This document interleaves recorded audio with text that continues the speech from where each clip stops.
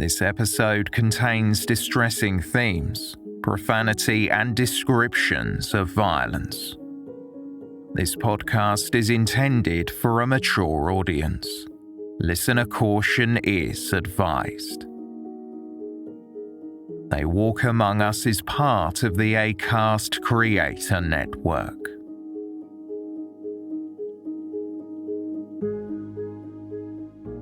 In some religions and communities, great weight is placed on the family and its so-called collective honor. Name and reputation can overshadow everything else, and a specific code of honor must be followed. Sometimes, when perceived shame has been brought upon a family, the alleged wrongdoer is forced to pay the ultimate price. At home, she was expected to be a dutiful Turkish daughter, while out of the family home, she was exposed to a lifestyle that was completely at odds with her upbringing. The truth is, he needs to step forward and tell the truth of what he's done to her, really, rather than trying to blame on other people. It's just really sad, because when I do things like go out with my friends and, little things, it's like she didn't get to do this, and she's probably dead and buried somewhere, no one knows, and it's heartbreaking. Welcome to Season 7, Episode 46 of They Walk Among Us, a podcast dedicated to UK true crime.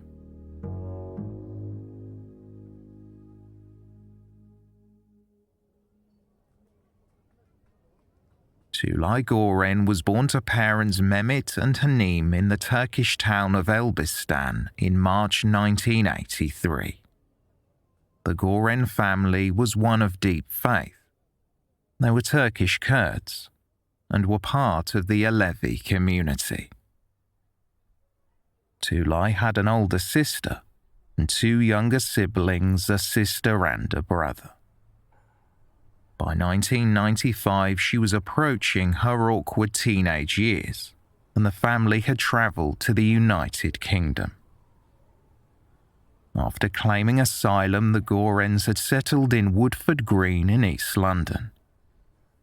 They built a life on Glastonbury Avenue, a quiet residential street close to the local football club. Tulay's father, Mehmet, worked part-time at a local fish and chip shop, while her mother, Hanim, found employment in a clothing factory. As it turned out, Tulay enjoyed her new life in England. She enrolled at Woodbridge High School, where despite not only being new to the class but new to the country, she adapted and made friends with ease. However, according to people who knew Tulay, she was having problems at home. She was young and easily adapted to the challenges of living in a new country, but her father Mehmet struggled.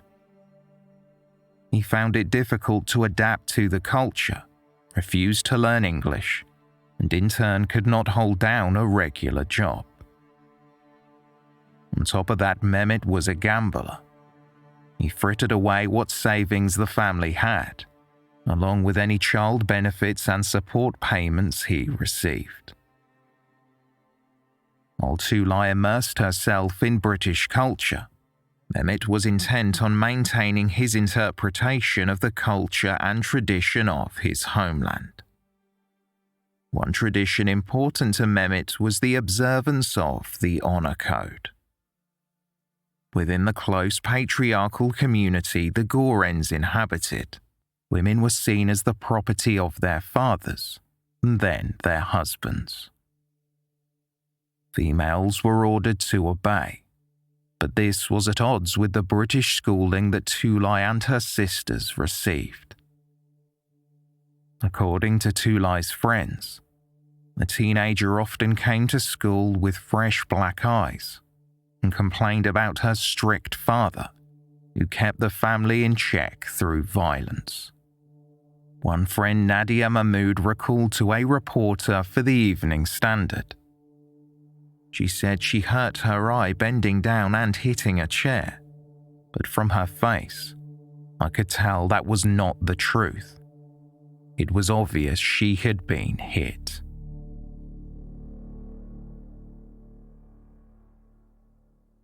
3 years passed in London. During the summer holidays of 1998, the now 15-year-old Tulay Goren began work experience at a clothing factory in Hackney. It was the place where her mother Hanim had worked, and Hanim helped her daughter secure the job. Tulay was excited about the new venture. She liked the prospect of eventually earning her own money, which in turn would give her more freedom. While working there, Tulay met 30-year-old Halil Unal, a supervisor in the clothing factory. Halil had also come from Turkey, but from a different town in the Kurdish region. He was brought up as a Sunni Muslim, while Tulay was from the Alevi branch of the faith.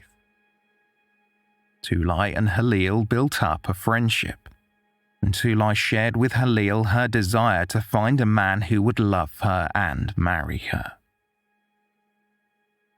After Tulay returned to school, Halil Unal told Tulay's mother Hanim that he wanted to marry her daughter in accordance with the courtship traditions of the family. Hanim responded that it was out of the question. Tulay had already been promised to her nephew in Switzerland.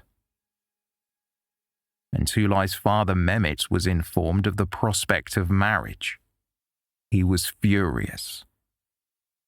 His anger did not seem to stem from the age difference, but from the fact that Halil was a Sunni Muslim. The Alevi minority has long claimed to have suffered persecution from the Sunni majority in their homeland. Tulay told her parents that she was in love, but they were headstrong in their determination that the couple could not and would not marry. Despite her parents' disapproval, Tulay and Halil continued seeing one another and spoke on the phone every day. According to court documents, Halil was under the mistaken belief that Tulay was 17. In December 1998, furious that his commands were not being followed, Mehmet appeared at the factory where Halil worked. In a violent assault, Mehmet threatened to end Halil's life if he did not call off the relationship. Halil reported the incident to the police, but decided not to press charges as he wanted Mehmet's approval to marry his daughter. Tulay was distraught by her father's actions, and even more determined for the marriage to go ahead. When she confronted Mehmet, he responded by slapping his daughter across the face and ordering her to take a test to prove her virginity. Distraught, Tulay ran away to Halil Unal's flat in Hackney and divulged what had happened. Halil would later describe Tulay's injuries. I looked at her face and I saw she had bruising to her eye. She told me that her father tortured her and beat her, and that her uncle Kumar was pressuring her. Halil encouraged Tulay to go to the police, and she agreed. At Leytonstone police station, Tulay explained that she and her father had a heated argument about her relationship with Halil, and she had been attacked. Tulay told the police that she did not want to return to Woodford Green, and that she would rather be taken to a children's home. When Tulay refused to leave the station, officers called her mother. The police divulged the teenager's whereabouts. Tulay was eventually persuaded to leave the police station that afternoon, but only after asking that her complaint be fully documented in case there were any more incidents. As Tulay was taken home, her father Mehmet demanded the police give his daughter a virginity test. When the Gorens arrived back in Woodford Green, the atmosphere in the home was tense. Another heated argument erupted, and Mehmet punched and kicked his daughter, which resulted in Tulay running away once more to stay with Halil Ünal. They were both determined to marry, and while staying in Hackney with Halil, Tulay pleaded with her parents for their approval. Her attempts were futile. Mehmet was adamant that his daughter was not going to marry a Sunni Muslim. Mehmet felt that Tulay's transgression would be seen as a stain on the status of the male members of the Goren family, which in turn would risk them being excluded from the community. Halil Ünal decided to try his luck once more. He spoke privately with Tulay's mother and requested her approval for the marriage to go ahead. Naeem told Halil he would need to provide £5,000, an amount later referred to as bribe money, to cover the cost of Tulay being, quote, smuggled into Britain. Halil did not have that kind of money, but he handed over what little he did have. Ultimately, the funds were used by Mehmet to feed his gambling addiction, not support his family. It was clear to both Tulay and Halil that they were getting nowhere with her parents, so they arranged for a civil ceremony to take place on December 21st, 1998. Tulay and Halil arrived at Hackney Registry Office, but it was then Halil discovered that Tulay was only 15 years old. She had lied to Halil and told him that she was older.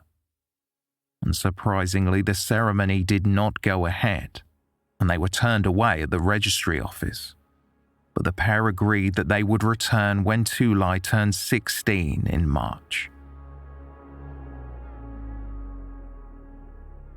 On January 6, 1999, approximately 2 months before Tulay's 16th birthday, she was at Halil's flat when she rang him in a panic and said through tears, "Quick, come here. My parents are taking me home." Halil tried to calm Tulay down. He advised her that she return with them, and in the meantime he would find a more appropriate place for them to live. Halil called Tulay back later that evening, but her father picked up the phone. Mehmet boldly stated, "I'm not giving my daughter to you, and if you should come here, just think about what you will get." That night, Mehmet called a meeting with the elders of the family, including his 2 brothers Ali and Kumar. The following morning, Halil received a phone call from Tulay. In a whisper, she said to him, "Halil, don't come over. They're trying to lure you into a trap." Halil responded, "Okay, but if they're trying to lure me into a trap, they are probably setting you up as well." The phone line then fell silent before Tulay abruptly hung up the phone. Shortly thereafter, Halil received another phone call. This time it was from Tulay's father Mehmet, who tried to encourage Halil to come over to the Goren family home. Halil replied, "If I do come over, it will be with 2 police officers." Mehmet sounded offended by the suggestion and responded, "Why would you want to bring the police? You're my son." Halil replied, "There's no way on earth I'm coming over." Mehmet was furious by Halil's reluctance and shouted, "I fuck your mother," and then began uttering more abuse and obscenities before hanging up.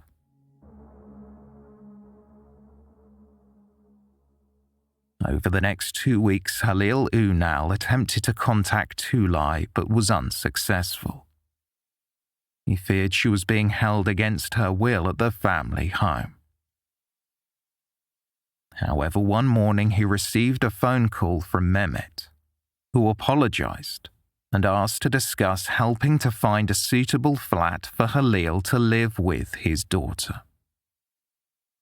They agreed to meet on January 19th at the Thatched House pub in Leytonstone in East London. When Halil arrived in the presence of mediators, Mehmet told him that he and Tulay could be married. Halil recalled, "At this news, I became tearful and emotional, and I got up on my feet and kissed my father-in-law on the hand, a Turkish custom which denotes respect." Mehmet asked Halil to accompany him outside so they could ring Tulay with the good news. Mehmet suggested they walk down an alleyway near the pub to get away from the noise of the traffic. As Halil reached for his mobile phone, he felt a heavy and sharp object striking the side of his neck. After regaining his balance, he turned to see Mehmet standing behind him, armed with a hatchet. Halil reached for his neck to find that blood was spurting out of an injury. Dazed and confused, Halil somehow managed to find the strength to outrun his attacker. He headed back to the public house and alerted the authorities. The hatchet had left a wound 4 inches long and 2 inches deep. It required surgery that lasted almost an hour, leaving Halil with permanent nerve damage. The ominous attack on his life had led Halil to determine that Mehmet Goren had something to do with his daughter's disappearance. Officers from the Metropolitan Police Force arrived at the Goren family home that afternoon. Tulay's father Mehmet claimed that his daughter had simply run away. He ordered his wife into the room, and she corroborated his story. Anim claimed that she returned home on January 7th to find that her daughter was missing.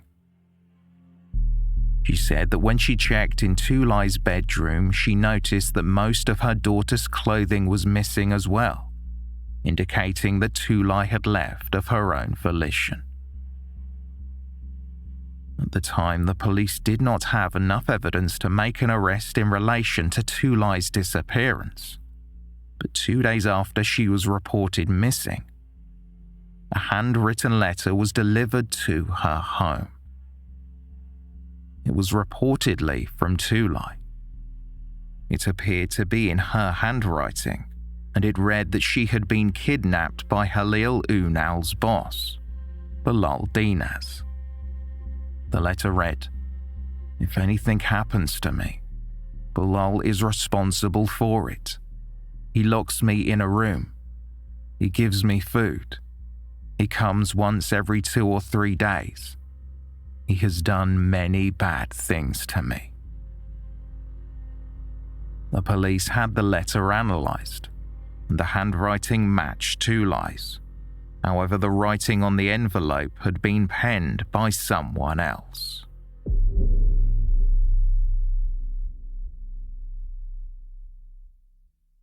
Fearing the worst had happened to the teenager, the Metropolitan Police Force appealed to the public for information. They began speaking with Tulay's loved ones to gain insight into her life, hoping it would lead them to Tulay. Missing person posters described Tulay as standing around 5 feet 6 inches tall with long brown hair and brown eyes. As for further identifying features, the poster noted that she had a mole on her face.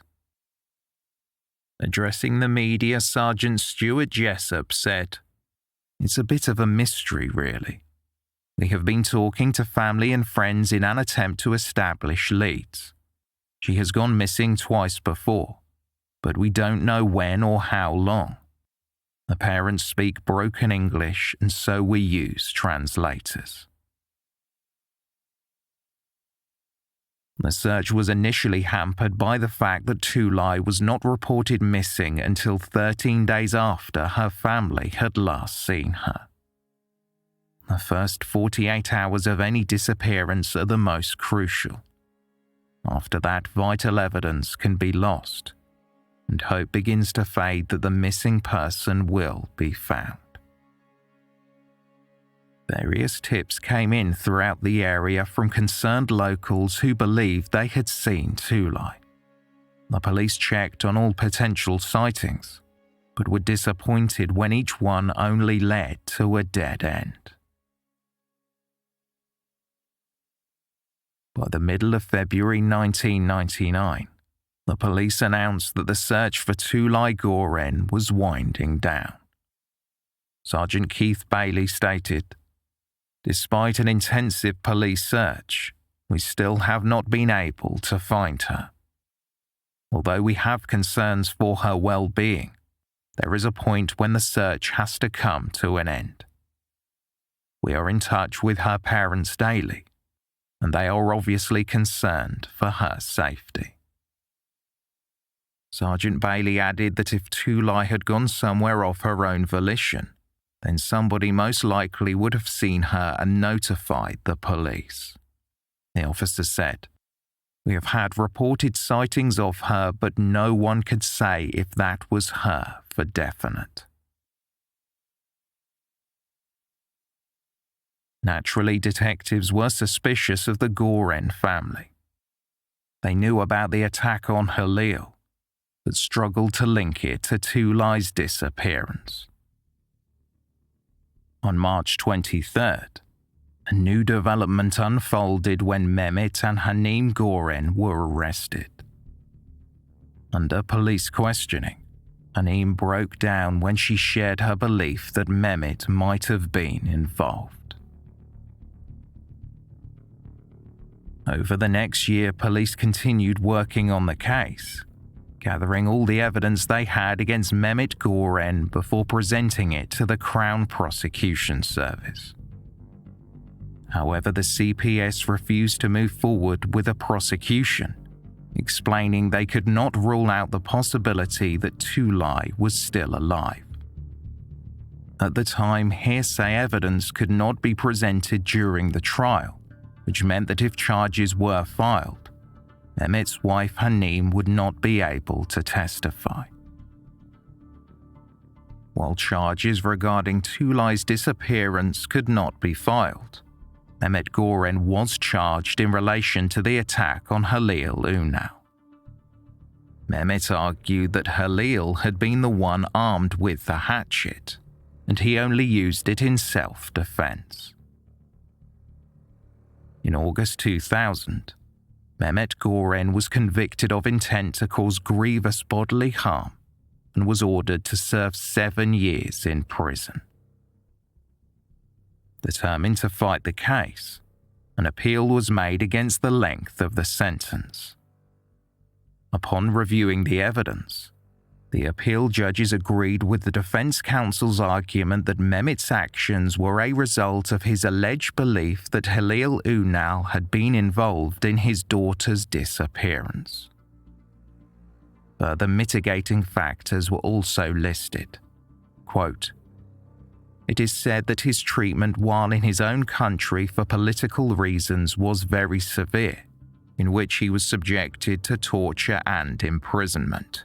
Next, it is said that since he has been in this country lawfully, he has worked extremely hard and has behaved in a perfectly proper manner, and that until this offence was committed, he had no convictions recorded against him. His previous good character is also relied upon." Mehmet Goren's sentence was reduced to 5 years, of which he would serve just 3 before he was released early to be deported. Again, his legal counsel successfully appealed the order, and Mehmet continued living in Britain with his family. Tragically, the focus on the disappearance of Tulay Goren waned. Few, if any, newspapers and media outlets mentioned her name, and several years would pass without any developments in the case.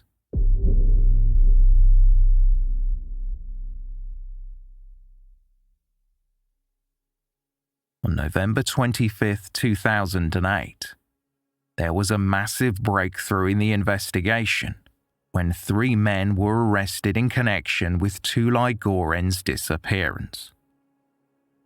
Moreover, the Metropolitan Police were certain she had been murdered. The suspects were 41-year-old Kumar Goren, 55-year-old Ali Goren, and 48-year-old Mehmet Goren. They were Tulay's uncles and her father.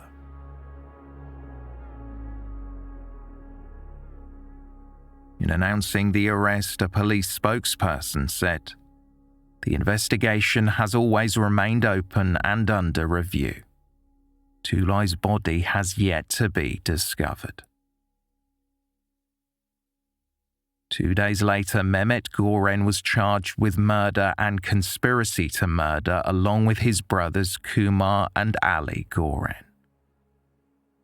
Their arrests had been made following a cold case review into Tulay's disappearance, which was opened in 2007. When Tulay first went missing, the police had little understanding of what was described as honour crimes.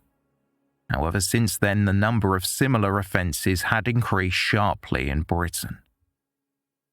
There had also been significant changes to the criminal justice system as well, which now allowed hearsay evidence. Moreover, since there had been no verifiable sightings of Tulay in the preceding years, she could now be declared legally dead.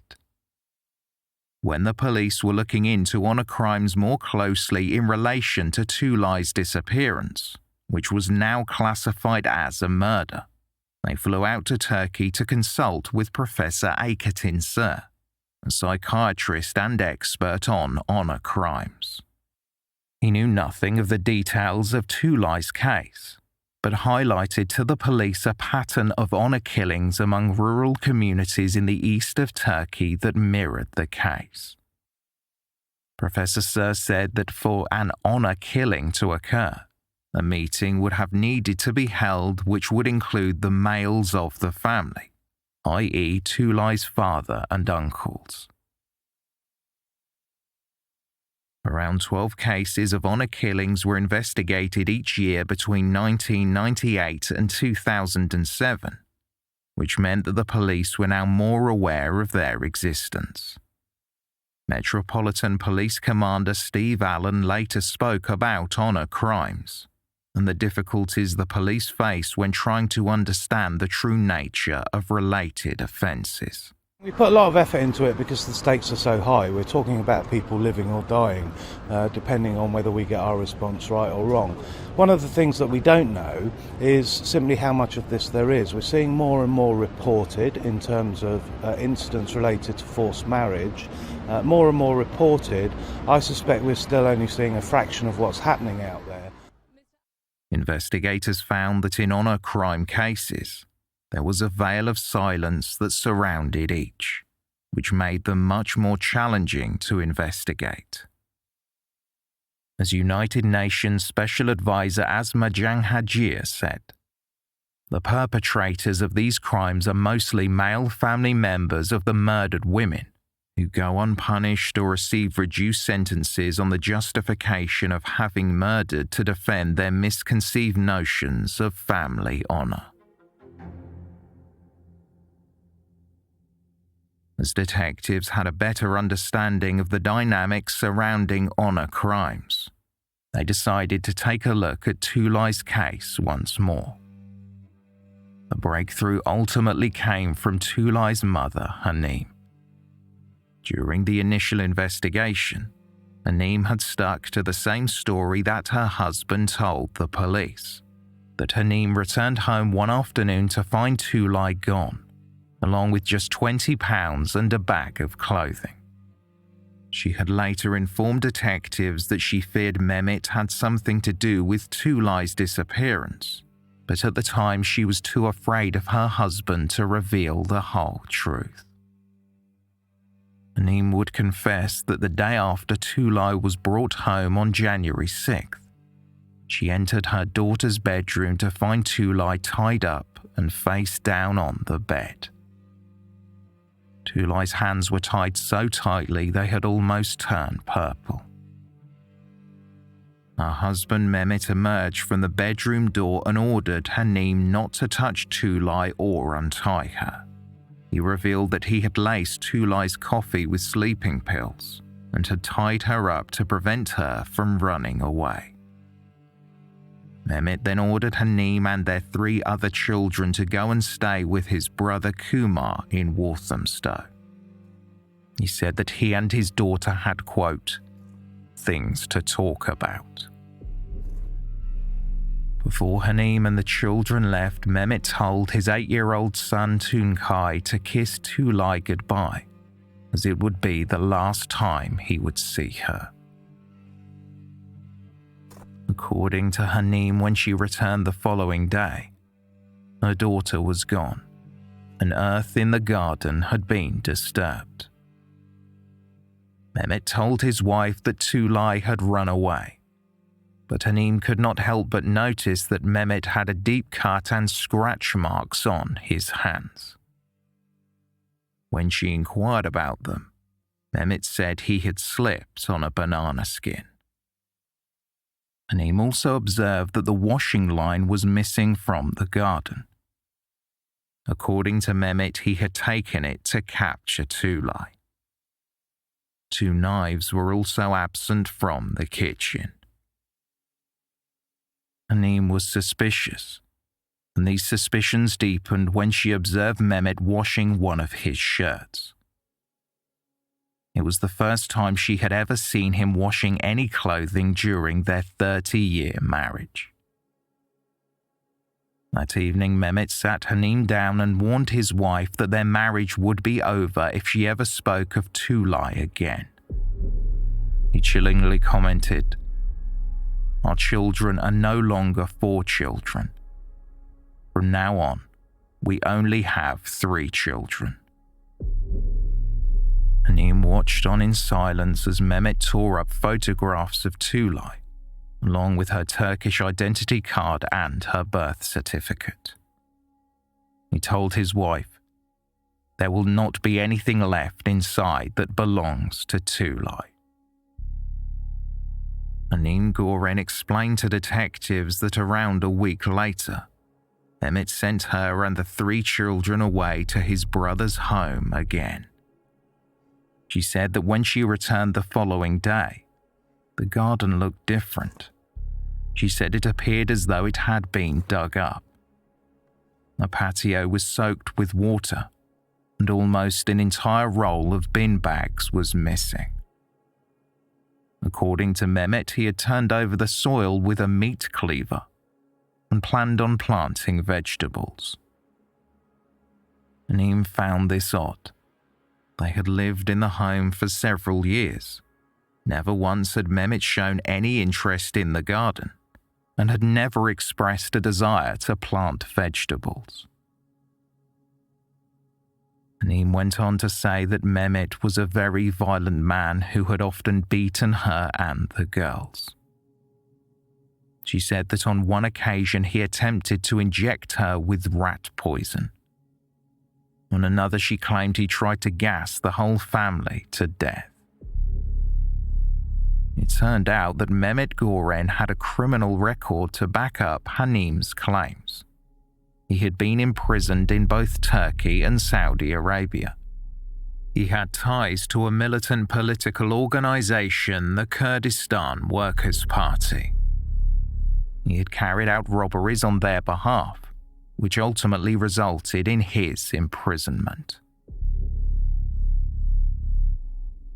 After Hanim Goren came forward with her account of the events surrounding her daughter's disappearance, she took on the role of detective.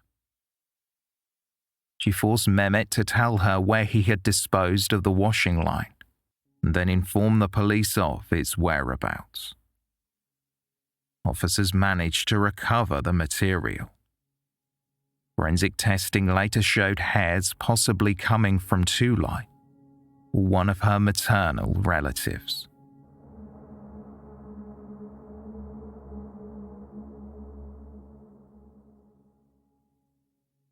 It was decided that the three Goren brothers were going to be put on trial together. In October 2009, legal proceedings began at the Old Bailey. The defendants were charged with conspiracy to murder Halil Unal and the murder of Tulay Goren.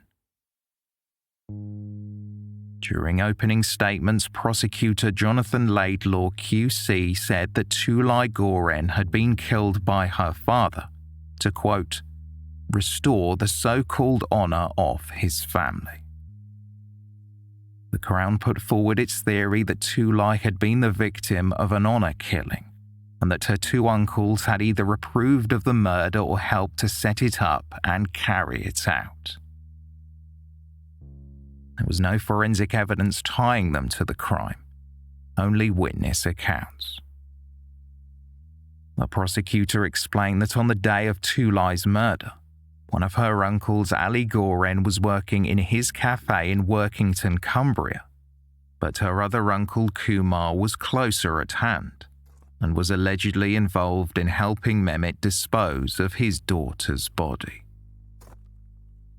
The case against the defendants argued that Ali Goren, the elder of the family, was responsible for the protection of the family's reputation and would have been the key to making the final decision on the killing. Jonathan Laidlaw QC described the troubles that Tulay had with her father and detailed how these escalated when Mehmet learned of her relationship with a man of a different faith.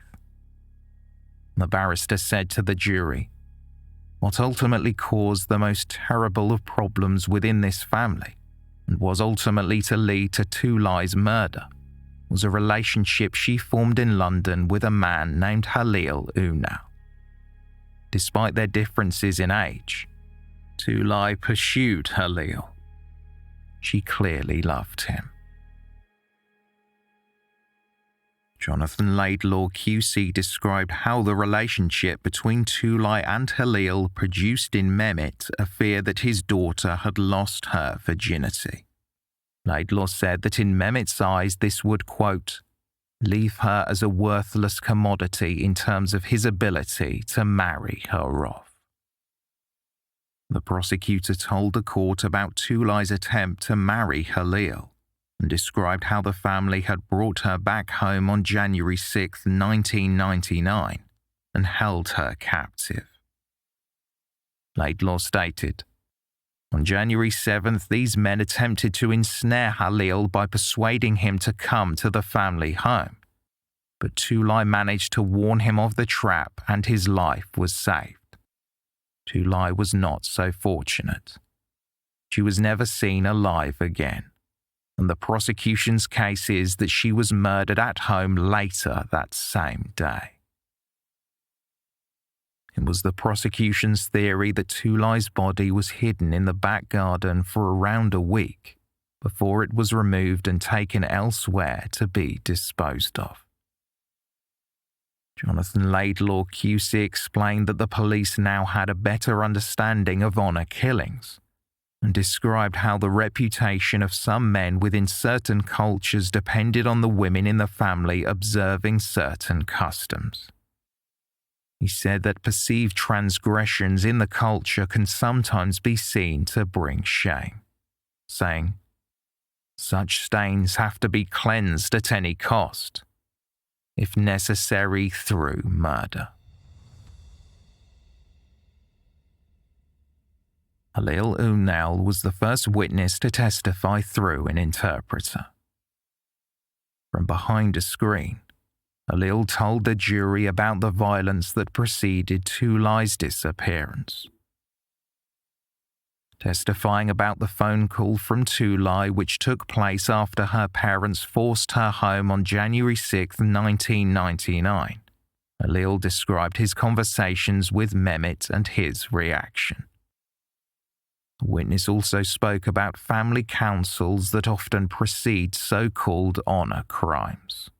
Halil stated, "In our honour customs, the elder members of the family, they gather in their homes, and they make a decision, either to get two people together or to lose the two people.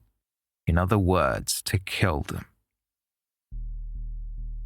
Detailing how he was attacked by Mehmet, who was armed with a hatchet, Halil testified, "I saw something in his hand, and it was shining. It was the light shining on the axe. He wanted to kill me because that's the decision they make. In the custom of honour, they are either going to kill off the girl or kill both of them together. I have a clean heart and that's why I am alive now. I don't care if the Goren family kill me now. I've waited 10 years to be here. I am in stress and fear every day." Under cross-examination by Mehmet Goren's defence counsel Michael Turner QC, Halil was asked whether Tulay Goren could have been pregnant at the time of her disappearance. Halil responded, "I was thinking she may be pregnant because she stayed with me for 26 days, and we didn't take precautions." Michael Turner QC then suggested that Tulay was not dead at all, but in fact had fled to Paris with Halil's help. The barrister revealed that after Tulay vanished, Halil had made several calls to a phone in the French capital.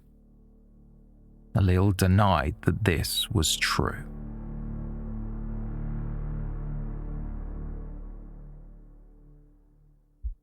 Following Halil Unal's testimony, Hanim Goren took the stand.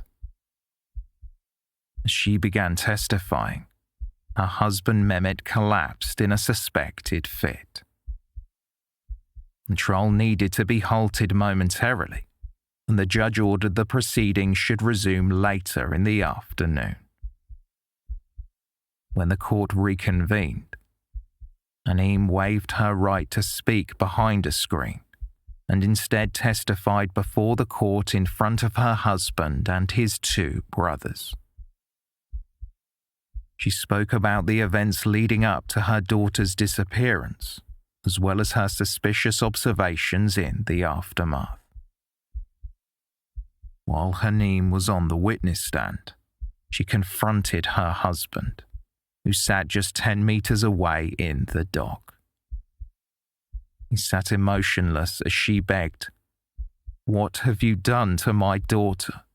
She then demanded, "Look at my face. What did you do to Tulay?"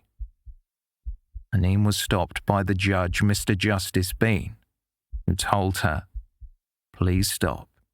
You are here to answer questions from counsel." Hanim then turned to the jury and said, "It was Mehmet who disappeared Tulay. I am sure of that." Hanim struggled to hold in her emotion, as through an interpreter she explained how after Tulay vanished, she received the brunt of the abuse at the hands of her husband. She repeatedly confronted Mehmet about Tulay's disappearance in the years that followed, increasingly so after her youngest daughter tragically died in a car crash in 2006. The witness explained that Mehmet denied having anything to do with it. Hanim testified, "He used to say those who did it are over there. I don't know who he meant." Describing how she then began threatening to go to the police, Hanim's husband told her that he would blame her and her relatives.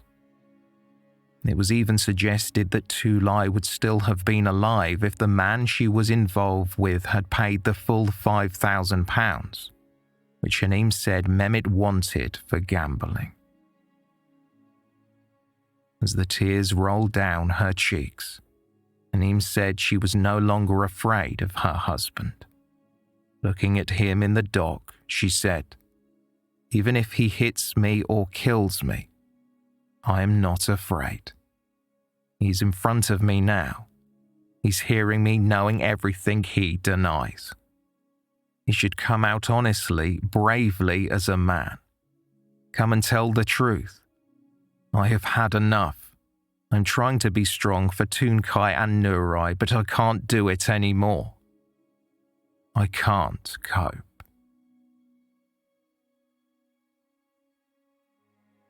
Under cross-examination by defence counsel Michael Turner QC, he argued that Hanim Goren was involved in the murder of her daughter, and she was just as angry as Mehmet over the relationship her daughter had with a man of a different faith. Hanim responded, "As a mother, I was angry. I was upset, but I did not kill her. I did not kill. The person who killed her is over there." Hanim pointed to her husband. Next, the jury heard from Professor Yakin Erturk, a United Nations independent expert on violence against women. She explained so-called honor killings to the jury and said that at the heart of the honor code was, quote, "women's virginity, which determines her worth." Professor Erturk described how if the family or the father of the girl who was alleged to have brought shame upon them did not do enough to punish the girl, then they or he would also be considered guilty. The expert witness said that a family council could include relatives overseas, and they did not have to meet in person. She stated, "Honor-based violence does not normally occur on the spur of the moment, but is an escalation of the tension when the woman is seen to openly challenge acceptable modes of behavior." Professor Erturk told the courtroom how honor was an important value in Turkish society, particularly in the southeast of the country where many Kurds live.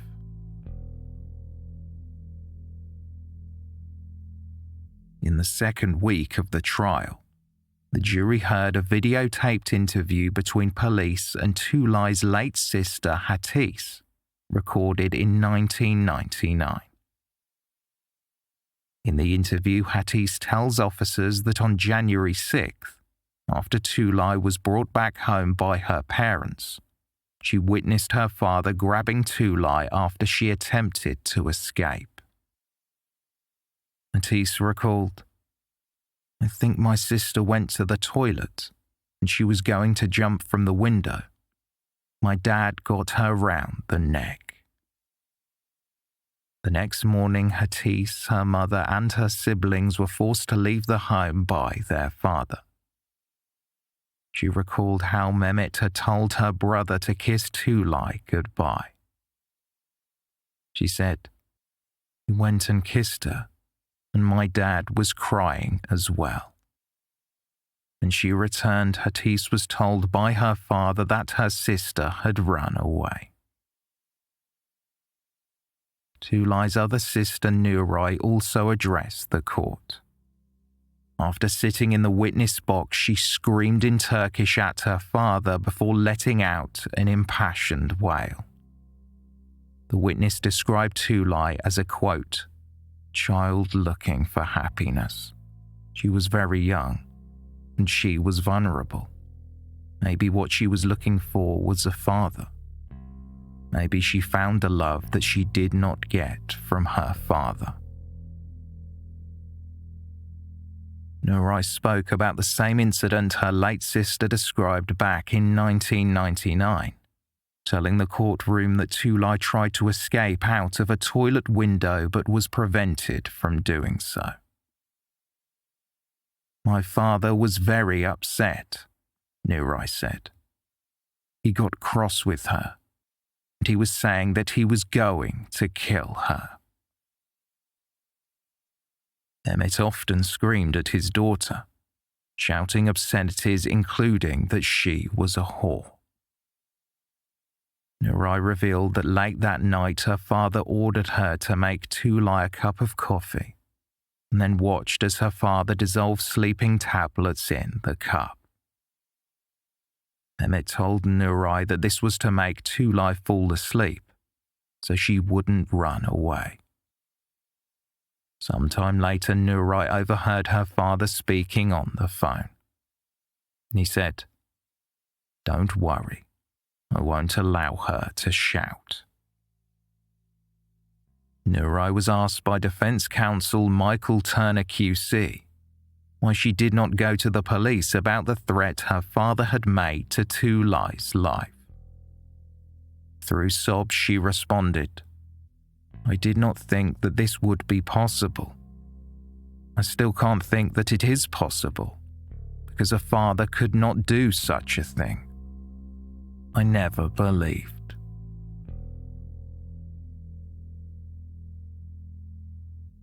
Mehmet Goren took the stand to testify on his own behalf. He claimed that his older brother Ali had urged him to kill Tulay for bringing shame to the family, but said that he refused to carry it out. Mehmet alleged that Ali had branded Tulay a prostitute and a slut, and had ordered him to kill her, quote, "as if he were asking me to buy a kilo of rice." According to Mehmet, he was told to invite Tulay and Halil over for dinner at the family home, and then do what's necessary. Through an interpreter, Mehmet said, "I would need to be a sadist to harm my own child. Only people that have something wrong with their heads or minds are capable of harming their own children. Those that love Islam totally, the Sharia law completely, they are capable of harming their own children." Mehmet Goren described how he was unlike his brother, who allegedly was someone with no love, no affection for his children or brothers. Mehmet claimed that the only reason he forced Tulay to return home was that he had found out she was living in the flat in Hackney with Halil and other men. He also argued that it was his wife Hanim who had tied up Tulay and drugged her coffee. He accused Hanim of beating their children regularly. Mehmet said Hanim berated Tulay during a row with her on the day she disappeared. Ali Goren testified next and countered what his brother Mehmet had claimed. Through an interpreter, Ali said he had a good relationship with Tulay and treated her like a daughter. He even spoke with her on the phone and offered her counsel a day before she returned home and vanished. Ali said his relationship with his brother Mehmet was distant, and they had rowed over Mehmet's addiction to gambling. Ali went on to claim he had no issues with people of other faiths, and said since 1998 his own son had a girlfriend who was a Sunni Muslim. Questioned by his counsel Michael Bromley Martin QC, Ali Goren insisted that he did not follow an honour code and did not murder anyone. Following Ali Goren's testimony, the prosecutor and counsel for each defendant began their closing arguments. Jonathan Laidlaw QC summed up the prosecution case and said all three brothers were guilty of the crimes. He said there were numerous telephone calls between Mehmet and Ali before Tulay vanished, and that Ali made a trip from Cumbria to London following her disappearance. Laidlaw stated, Tulay's involvement with a Sunni Muslim had an impact which extended beyond Mehmet and his family, and that is why we say there was the involvement of the older brother. The senior member of the family is responsible for solving the family's honour. It was argued that Kumar Goren either physically assisted in the murder or was consulted about and gave approval for the killing. Defence counsel Michael Turner QC told the jury that it would have been impossible for his client Mehmet Goren to kill and dismember Tulay at the family home and bury her in the garden without leaving behind any evidence. No DNA or blood had been found at the property, and sniffer dogs failed to pick up a scent of human decomposition. The barrister suggested that Tulay Goren had simply run away from home and was living somewhere abroad.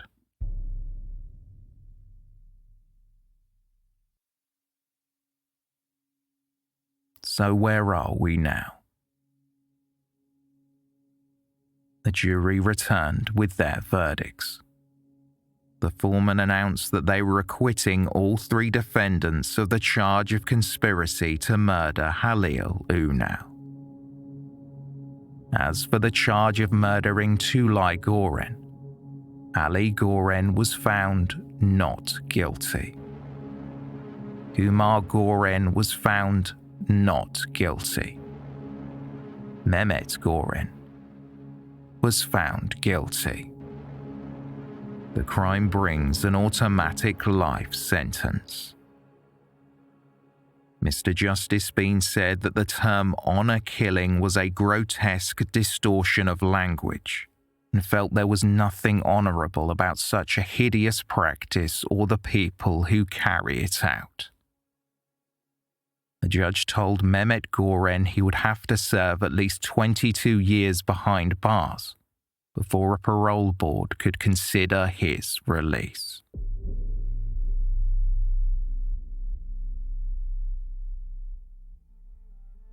Following the verdict, Professor Yakin Erturk, the independent expert on violence against women who testified at the trial, and Damaris Lakin from the Crown Prosecution Service, spoke with the media. It was not just a matter of this 15-year-old girl misbehaving, but she actually went and had sexual intercourse with a man. She actually went and started living with him. So it became a public issue. It was not something the family could deal with internally by beating her or disciplining her, but it became something that everybody knew about. He killed his own daughter because he believed that she had shamed him. But his conviction today shows that the true shame was and always will be his to bear.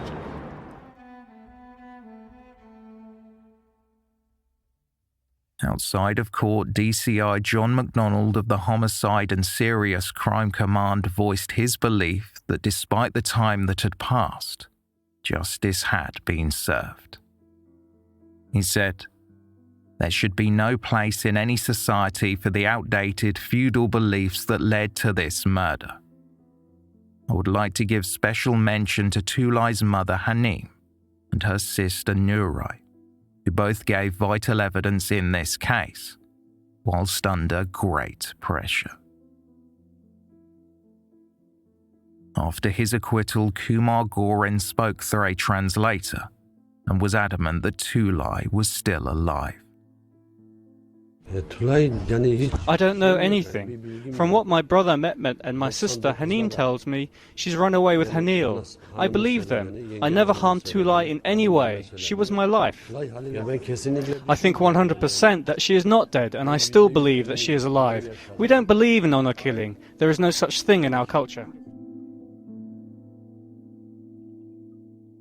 Tulay's sister Nuray provided a statement in which she spoke of her belief that Tulay was caught in the middle of two clashing worlds. She was expected to be a dutiful Turkish daughter, while outside of the family home, Tulay was exposed to a lifestyle that was completely at odds with her upbringing. So much of our tradition and custom stood in the way of what Tulay ultimately wanted, Nuray said. For my father, I have only one request. I ask that he finally disclose the whereabouts of my sister. My mother and I have a message for women who feel that they have no voice. Let them find the courage to come forward to the authorities and speak out. Let them know, like us, they will be listened to and taken seriously.